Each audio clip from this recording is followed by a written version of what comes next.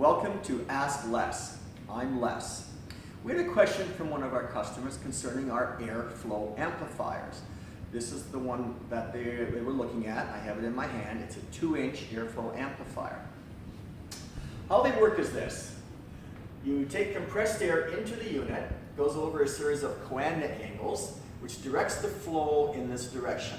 This creates a vacuum at the back, so you're entraining air from the atmosphere, mixing it with the compressed air, converting pressure and energy normally lost as pressure drop and noise into useful flow.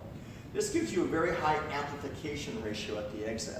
In this case, it's about 15:1. You don't want it too high because if it was higher, the velocity will be too slow and it would be more subject to back pressure.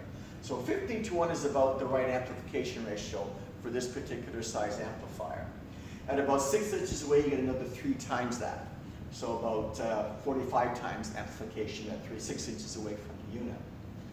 But in the customer's case, they wanted to use the amplifier to vent fumes away from the tank, which means they're going to attach a pipe or tube or a hose at the end of the amplifier.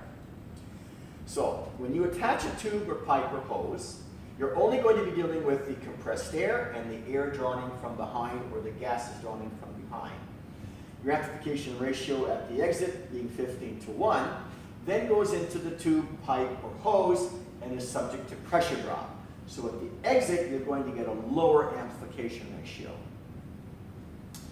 The factors you have to consider when you attach a hose, tube, or pipe to convey away fumes or gases is you have to consider the length of the tube, the diameter of the tube, any bends or restrictions in the tube, as all create back pressure.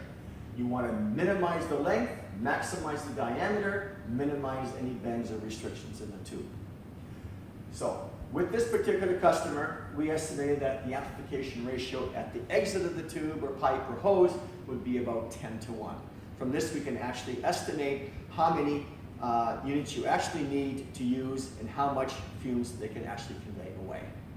If you have any questions regarding air amplification, airflow amplification, any questions regarding the use of compressed air for blowing, cooling, drying, or cooling, ask Les.